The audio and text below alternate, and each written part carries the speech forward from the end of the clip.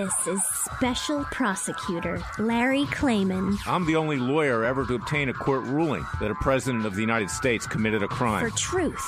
For competition. As a young lawyer, I helped break up AT&T. That's why you have all your cell phones today. For sovereignty. For the Republic. I'm the guy who, at Judicial Watch, which I founded, uncovered the Chinagate scandal. Millions of dollars going to the Clinton campaign, corrupting our political system. For the privacy of citizens. And I'm the only guy to have enjoined the National Security Agency from mass surveillance on hundreds of millions of Americans. Tearing it up. I'm the son of meat packers in Philadelphia, Pennsylvania. I know how to slice and dice. Bringing it back. We're going to take this country apart and put it back together again in the way envisioned by our founding fathers. It's not just talk. We're not just regurgitating news stories. Larry KLAYMAN, special prosecutor, is making the news. And now, here's Larry. Welcome to this week's edition of Special Prosecutor with Larry KLAYMAN. We have a really great show, a very timely show. I have two excellent friends and clients on. First, we have Dr. Jerome Corsi, a true American hero, and we're going to get into that. And then Bob Barr, former U.S. Attorney for the Northern District of Georgia, former Congressman. Bob and I worked together to impeach Bill Clinton back in the late 1990s. And we want to put everything in perspective, and what really puts it in perspective, and I want the American people to understand what really goes on in Washington, D.C.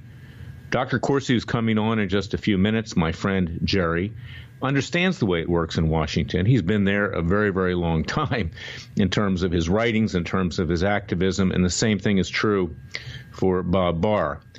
What is hard to understand is some of the hype that is coming out of the media these days, and frankly, my former public interest group, which is making all these grandiose predictions that things are going to happen with regard to an investigation by Attorney General Bill Barr, not Bob Barr, but Bill Barr. And we have to put this in the context of what Robert Mueller declared this week when he gave his so-called press conference at the Department of Justice, where he said, or implied rather, that he would have indicted the President of the United States for at least obstruction of justice, but Department of Justice regulations prevented him from doing that. That was a very slimy performance. I'm going to write about that in my column in WorldNet Daily this weekend. You can find that at freedomwatchusa.org. But he threw the ball into the hands of Congress, and it is now virtually certain that we're going to have impeachment proceedings. This is what Mueller intended to do, in my opinion, all along. He realized that he couldn't indict the president under department regulations, so he played this game. Well, I'm just handing it over to Nancy Pelosi and the House Democrats to do my dirty work. And that's where we find ourselves today.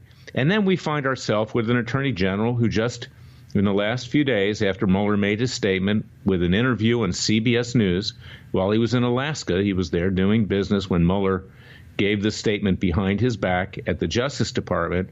He stated, when asked, that there's no treason here. He can't proceed on treason. Well, do bears live in the woods? Do fat dogs sometimes let off gas? You know, this is what we deal with. We've seen this. Jerry's seen this for 30 years. I've seen this for 30 years, 3 decades of fighting this, maybe even longer. The elites in Washington are not held accountable. So I bring in my brave client and friend, Dr. Jerome Corsi. He is the only one who is fighting back in the courts today against Robert Mueller. We have brought a lawsuit for violation of his constitutional rights. He was threatened with prosecution if he did not lie and implicate the president. That's witness tampering. Ironically, that's the same witness tampering for which Roger Stone was indicted. It's good enough for Stone. It's good enough for Mueller. So Jerry has fought back on that, and he's brought a lawsuit for that obstruction of justice, for releasing grand jury information, for illegal surveillance on him, which occurred not just with regard to Jerry Corsi, but the president and hundreds of millions of American citizens. And just this week, we filed legal briefs opposing Mueller's motion to dismiss, and we're confident, particularly since the judge who got the case, Judge Helen Siegel-Uvel, issued an opinion years earlier which validates the causes of action that we brought against Bob Mueller and the Department of Justice and the FBI. So I turn it over to Dr. Corsi, and then I'm also going to discuss our citizens' grand juries, which are getting rolling the week after next, and we're going to be able to present the information which we acquired through the representation of Dr. Corsi, the successful representation, where he was not indicted, and we did that only by pushing back, which is something the president should have done. We're going to seek the indictment of Robert Mueller. And so Jerry's at the forefront of all of this. But the Attorney General, he seems to be doing an investigation maybe to write a book or for posterity. It doesn't seem like he's serious if he says there's no treason. Jerry, I want you to comment on all of this because you are a very astute observer. You've written 22 books, several New York Times bestsellers. You understand the way the dog and pony show in Washington, D.C. works and why you and I had to take action on behalf of the American people. Well, Larry, thank you very much. I really appreciate the opportunity to be with you today. I thought the statement that Robert Mueller gave this week was disgraceful.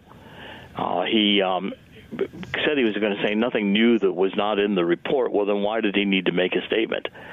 And quite frankly, I don't know why this 400-page report was written, laying out all sorts of leads and other investigative material that ended up with no indictments.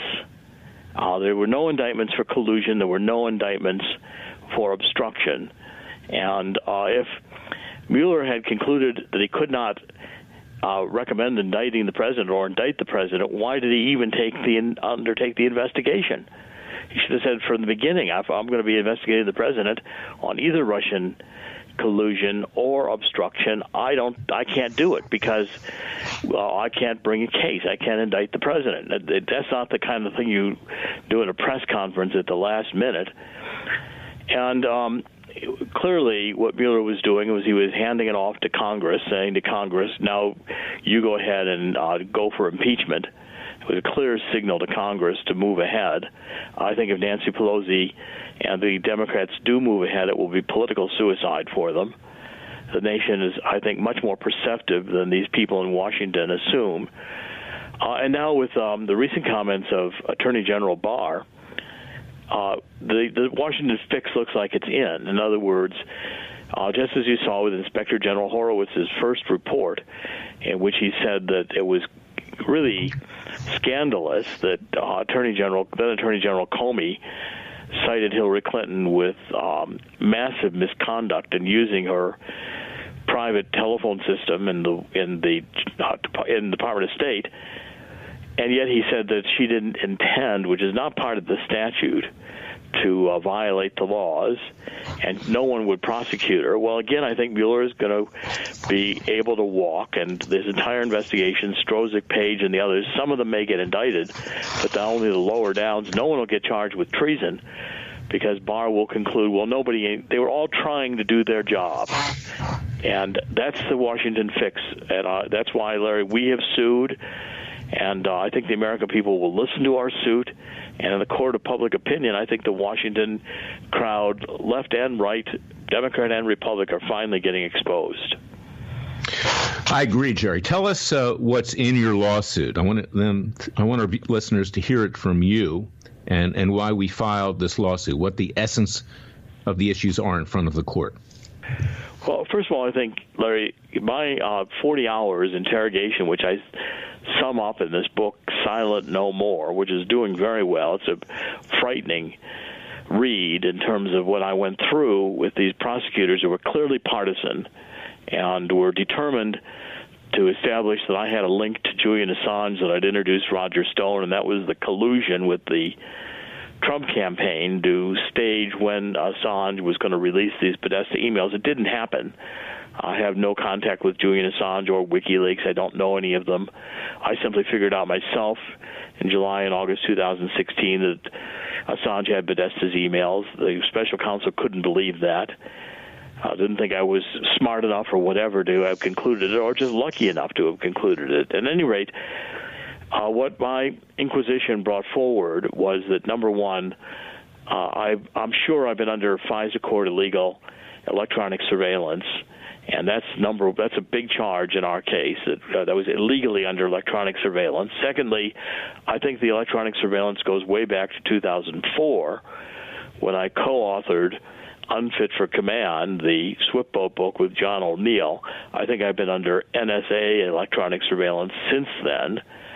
And number 3, we've charged prosecutorial misconduct for the way I was treated. I mean, here I was threatened with going to prison unless I pled to this one count of lying to the special prosecutor. It was really emails I had forgotten, and I was not going to stand before a judge and God and swear, my hand on a Bible, that I had knowingly and willfully given the special counselor information I knew to be false on a material fact with the intent to deceive them. All those elements have to be proved. I didn't do that. I forgot a few emails.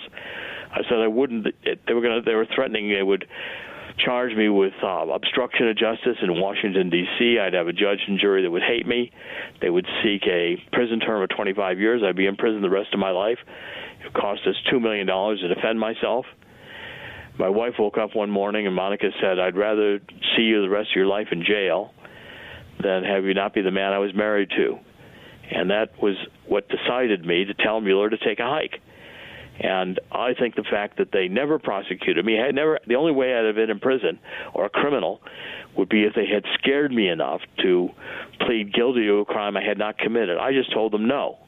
And in the final analysis, that stand down to them broke the bank. I think that's what broke Mueller's back. He had no collusion. If I had testified differently, if I'd signed that plea deal, I believe Mueller's final report would have concluded collusion. Because I wouldn't bend, I wouldn't break, despite enormous psychological pressure, I think Mueller failed. And you stood up to everybody. You see, that's the difference here, and that's what I've been saying all along with regard to the president and his lawyers, is that the president could have done the same thing you did. He could have sued for illegal surveillance. He could have pushed back. By allowing Mueller to continue on, we see the fruits of that this week, with Mueller now bucking it over to Congress for impeachment. The president should have taken Mueller out a long time ago. Do it legally. You don't have to do it through tweets. You don't have to do it through telling people to fire him. The president could have done what you did, but he hesitated, and he was not getting good advice. But we pushed back. We won. We fought the law, in quotes. Of course, they're not the law. They're the outlaws. And we won. Now we're pushing back. And what we're doing is real. It's in court. It's not some promise that I'm gathering documents and I'm going to figure things out. You know, Gary, you have information that the Attorney General hasn't even opened a grand jury with this guy Durham up there in Connecticut. Am I correct? I mean, all he's doing is getting documents and reading. Well, Durham, it appears, is going to be just like this John Huber that was appointed when, we had our former Attorney General who was, a complete failure to do anything at all, and neither Huber nor Durham are going to do anything. They're not going to have grand juries. They're not going to bring indictments. See, what people have to understand is that Mueller was part of the cover-up. This was a deep state coup d'etat. The American people realize that. But Mueller was designed in order to produce evidence of collusion or obstruction so as to make the president guilty.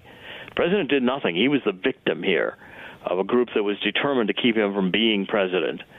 And what we're doing is fighting back, because Barr could easily become now part of the cover-up with his job to maybe bring a few low-level indictments or to use the Inspector General Horowitz's next report as an excuse where he doesn't indict anyone. They're very good. Well, and not only that, Jared, we've got about 30 seconds left in the segment. We'll pick this up on the second segment, is that, we have Lindsey Graham up there in the Senate Judiciary Committee. He's punted on his investigation. Where's that? And I think the reason is that he's the one who told Senator John McCain to give the Steele dossier to the FBI. I mean, they're all conflicted up there. So what you're doing is super important. We'll be right back with Jerry Corsi after this short break.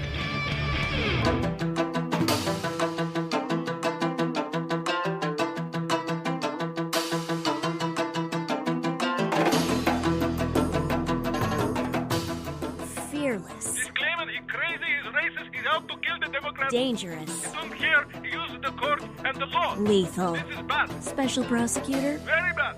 Larry KLAYMAN. If you'd like to support Freedom Watch and this radio show, go to freedomwatchusa.org. We're back with Dr. Jerome Corsi. I want you to explain, and this is in your book, Jerry, and I urge people to buy that book, because it's super important, how you were treated during those interviews. And one of the things that you were berated on, you were called a liar. Of course, if anybody's a liar, it's Mueller and his staff. And that's what we're, in fact, proving in court as we speak. But they berated you on the book that you wrote about Obama's birth certificate. And when we go on TV, we went on together recently with Anderson Cooper of CNN. He tried to undercut your credibility with the so-called birther issue. Now, we're going to be bringing a lawsuit on this. People have called you a liar. They have called you a fraud in presenting that information. They've called me the same thing as a birther, and I wear these badges on my sleeve, and a badge of honor. But tell us why that birth certificate was fraudulent and why these people have no basis to defame you over the birth certificate. They have none. And we're going to be pushing back on that ground, too, because this issue's not over. This issue's just beginning. Well, Larry, the current book is Silent No More, and it describes my 40 hours of really abusive treatment. I mean, they ridiculed my belief in God. The prosecutors of Mueller's team ridiculed my book, said they were all lies. The truth is, on the birth certificate, and I've said I was in Hawaii with the only law enforcement investigation of the birth certificate, which was Sheriff Arpaio, Mike Zulu, and the cold case posse, and I witnessed the Hawaii Department of Health refusing to turn over to law enforcement the original 1961 birth records that supposedly they hold for Barack Obama. Now, I've said from the beginning that what was produced by the White House in 2011 was a computer printout of a long-form birth certificate that did not exist in 1961 when Obama was born. And, in fact, I found in Hawaii the birth certificate, the long form, from which the one produced by the White House was copied, was forged. It's a forged document that the White House produced. Obama's never produced any original 1961 birth certificate records. I said, if they exist, show them to the public, and that'll settle the issue. I can't imagine why Hawaii is keeping these things a state secret unless they don't exist. Or the way they exist is not how they were represented. Hawaii did allow people who were not born in Hawaii to be registered as Hawaii births. It's one of the quirks of the Hawaii birth certificate system. And Larry, I want to press this issue because I've continued to be maligned on birther, et cetera, when I think, in fact, I've always been right. And it's another part of exposing the corruption in the White House and in Washington. Well, and you never said where Obama was born. You were focusing on the birth certificate, which is fraudulent. And, I've said this. You do a Photoshop of this. You can see things were inserted in there. Mike Zullo and Sheriff Arpaio did a very thorough investigation. And, just on the face of it, for anybody who doesn't want to get into it much further, President Obama is listed as African American. The term was not used in Hawaii then. It was Negro or black. Okay, so where did that come from? The person who doctored it, couldn't go back in time.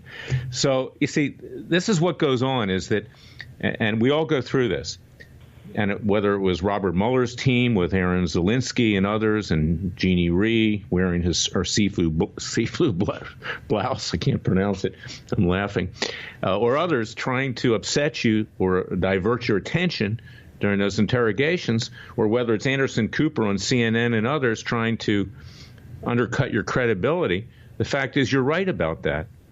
And we're going to prove that in court by bringing defamation lawsuits against those who have called you and people like me liars. So that's where we're going. Larry, I'm very thankful that you're representing me and that we're going to fight this, because it's the only thing. If you go back to the founding of the United States, it was founded by people who just refused to go along with the tyranny of Great Britain. They just said no. And if you look at the courage they had and the determination, what I know in my own mind and my own life is that I am not going to tolerate a lie. And I'm not going to allow the United States to be turned into a socialist or communist dictatorship, totalitarianism, without fighting it. The Mueller team made an attempt to ruin me, to eliminate all my consulting contracts to eliminate all my employment. Cost me a huge amount of money to defend myself. Jerry, I thank you for what you've done, because that's why we're good friends as well as colleagues. Safe travels. Thanks, my good friend.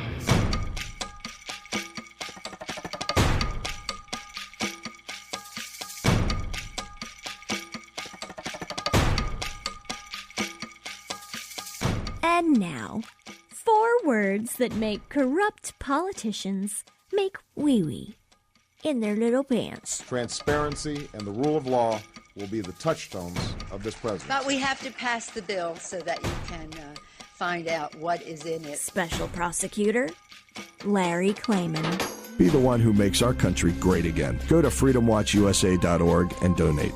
I'm privileged to have my friend and my colleague Bob Barr, former U.S. Attorney for the Northern District of Georgia, former Congressman. Bob and I worked together during the Clinton years to impeach Bill Clinton. We're going to talk about that and the ramifications today, because it's a virtual certainty that we're going into impeachment with regard to President Donald Trump. And, of course, the catalyst to that, the final straw that broke the back of anyone who was opposing that on the Democrat side, were comments, in my view, of Special Counsel Robert Mueller just this week, where he said he would have indicted the president, and if there hadn't been, where he implied that he would have indicted the president, but there were Department of Justice regulations preventing it. That's total nonsense.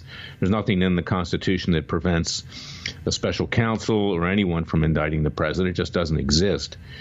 But he calculated this to get Congress to impeach, because his goal is to defeat the president in 2020. And contrary to the conventional wisdom, which I disagree with, and Bob, you can talk to this after you give us your comments as a former prosecutor on what Mueller did this week and what he did with regard to his report and his entire witch hunt. But I believe that the impeachment that Bob and I started, Bob obviously introduced the articles of impeachment. I worked with him. Others did as well.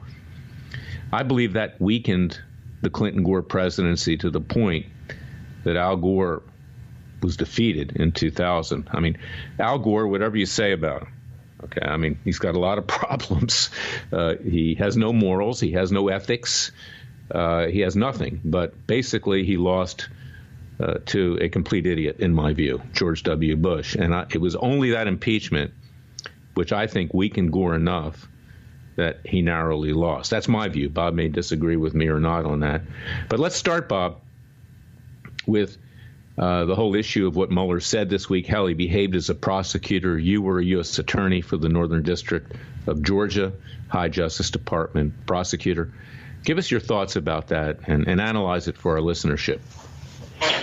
Thank you, Larry, and I'm glad that whenever we have the opportunity to talk and with your many listeners, that you remind them of the work that we did, the opportunity that you and I had to work together 20 years ago during the lead up to and the Clinton impeachment and even thereafter. It's very, very important to remind people of not just that episode, but also your involvement in it in behalf of the American people. With regard to Bob Mueller, what Bob Mueller did in holding a news conference, making a statement, and then walking away was inappropriate from every professional prosecutorial angle. And the lack of professionalism that he showed goes back to the fact that he stated in his news it wasn't a news conference, it was just his news statement. He said, look, from the very beginning, I knew that we could not indict a sitting president. It wasn't as if the Department of Justice all of a sudden decided this. It was a long-standing, pre-existing policy. Yet, notwithstanding that, he proceeded to spend months after months after months, millions of dollars of taxpayer money, trying to do exactly what he said policy at the Department of Justice didn't allow him to do. He simply could not leave it alone. And this betrays his true agenda, which was to go after Trump. So from the get-go, what Mueller was doing was highly inappropriate. And not only inappropriate and unprofessional, he went beyond the scope of his mandate. He went beyond the scope of normal prosecutorial bounds. He then holds a news event to give us his personal view on something, which is highly inappropriate and improper and unethical. But he then just sort of walks away from it, did not even have the courage to answer questions. And this is an important difference, Larry, as you will recall from how Ken Starr, who was an independent counsel as opposed to simply a special counsel, which Robert Mueller is, as an independent counsel, Ken Starr had a legal obligation to inform the House of Representatives of any substantial evidence of impeachable offenses that he, Ken Starr, uncovered during the course of his lawful investigation of Bill Clinton. Ken Starr did that. He sent to the House of Representatives in the fall of 1998 an exhaustive report. Not only that, though, Ken Starr then had the backbone to do what Bob Mueller does not, and that is Ken Starr went before the House Judiciary Committee, testified, and left himself open for hour upon hour upon hour of question and attacks by the Democrats. So Ken Starr, one, he had a legal obligation to send a report to the House. Bob Mueller did not. Ken Starr had the backbone and the courage and the stamina to stand for the attacks by the Democrats, to answer questions for them and for the American people. Bob Mueller didn't. He goes before the press, says what he wants to say, which is that I didn't have the authority to do this. Gee, I wish I had the authority to do it, but since I don't, I'm going to do it anyway, and hopefully you in the House will now move forward and go after Trump, which is basically what he said. It was not only unprofessional, but it lacked the courage that Ken Starr, for example, displayed in how he handled matters like this 20 years ago. Of course, Ken Starr, I believe, had the ability to indict Clinton. He didn't, Bob, in that respect. And there's nothing in the Constitution that prevents it. And every country in the world, nearly, in the Western world, holds their prime ministers or their presidents accountable. But in this case, it isn't warranted with regard to this president. There was no underlying crime, so how could he obstruct justice for something that didn't exist? But I want to shift gears a little bit here and talk about Dr. Corsi, because he was on earlier. Now, Dr. Corsi has testified, and he's been on radio and TV frequently, including my show and every other show, saying that Robert Mueller and his staff threatened him with an indictment unless he would lie about his contacts with Roger Stone and WikiLeaks to try to implicate the president in Russian collusion. And if he would, in fact, lie, that they would offer him a sweetheart plea agreement. I don't think it says sweetheart. Plead guilty to one count of perjury with no jail time. Dr. Corsi refused. He said, I'm not going to lie in front of my creator. I'm not going to lie generally. I'm not going to have this on my record as a perjurer who can't vote anymore in most states. And that's not the way I'm going to live my life. And he held his ground. He stood his ground. And we won because we made it difficult for Mueller to proceed. We also sued Mueller. That's in court right now.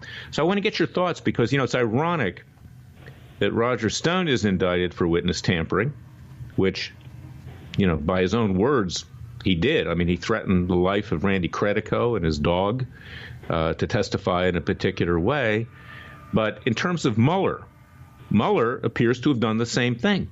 Engaged in attempted witness tampering, obstruction of justice, a violation of First Amendment rights of Jerry Corsi to testify truthfully, violation of Fourth Amendment rights because we have evidence that Dr. Corsi was surveilled.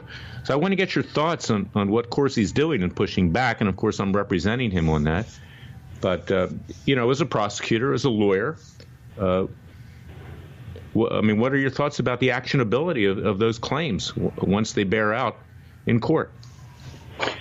As you know, Larry, prosecutors in our system, whether they are state prosecutors or federal prosecutors, U.S. attorneys, Department of Justice attorneys, assistant United States attorneys, they have very broad power and are largely, not entirely, but largely immune from being sued or held civilly or criminally liable for pursuing investigations. But they have to do so within the bounds of the law. And it is highly improper for a prosecutor, particularly a federal prosecutor, to threaten witnesses as you've described.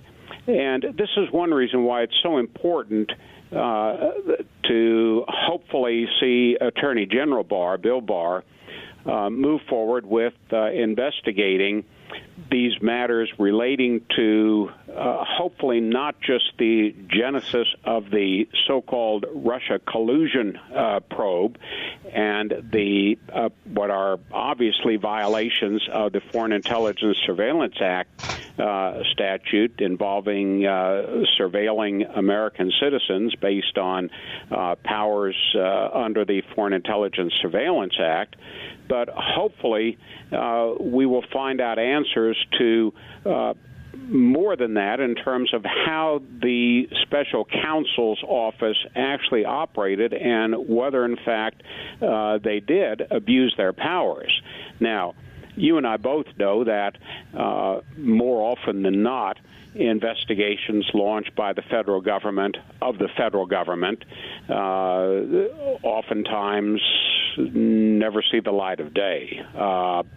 And that's why it's important that, notwithstanding efforts by the federal government to get to the bottom of issues like this, it's very important for private individuals, through lawyers such as yourself and through organizations like Freedom Watch and others, use the lawful process, the legal process through our civil system to get answers to these problems and hold government accountable, because more often than not, as I say, government does not hold itself accountable. That's why it's important for you and others to take up that mantle and run with it.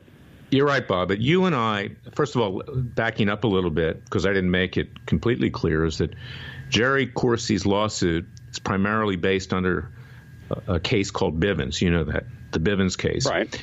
Is that violations of constitutional rights occurred. Fortunately, we drew a judge, interestingly enough, a Clinton appointee, Judge Helen Siegel-Uvell, who issued a ruling with regard to Voice of America years earlier, allowing a case to proceed with facts very similar to what happened to Dr. Corsi with Mueller. So she's kind of pinned in here in terms of her own rulings in the past. And I'm confident it will proceed. But I'm perhaps a little less confident than you are that Bill Barr will go the distance here. Because when in our lifetime, Bob, have we seen any of the elites held accountable? And just yesterday in an interview that Barr gave with CBS, when he was asked, do you think that Rosenstein, that Comey, that the Lovebirds, the rest committed treason, he contradicted the president. And he said, no, I don't think they committed treason in a legal sense. And that tells me that what we're basically having here is an investigation, but an investigation which is more to write a report for history than to bring about prosecutions at the highest level. I just don't see it. I have never seen it in my lifetime. And that's why what we're doing at Freedom Watch, what you do at Liberty Guard, and actually trying to bring about justice, not just getting documents. Okay, I mean, documents are fine. Put them in a frame and hang them on the wall. Is that we need justice in the courts. We need justice at citizens' grand juries. We, the American people, need to take it into our own hands because it hasn't happened. And I do believe the past is a prologue. And I'm thankful to Bill Barr. I would, of course, wish you had been Attorney General. We'd have more of a chance of justice here. I'm thankful that he shut down the Mueller investigation, but he shut that down. It's a shell game, and it's now going over to Congress, and he can't control that. So unless you take these people out legally, the president's going to wind up getting impeached, and by the time we're done, God knows what's going to happen to this country. Already today, the stock market is crashing. The Democrats, by that impeachment, are taking the economy down, and the country's in dire straits. So, I want to thank you for your efforts, Bob, Bob and I have always been colleagues and friends, and we look for ways to bring about justice, and we're not done yet. So, Bob, I welcome you back to Special Prosecutor with Larry Klayman. You are a special prosecutor in your own right. Thank you for everything you've done. And we'll be back with the verdict section of Special Prosecutor with Larry Klayman.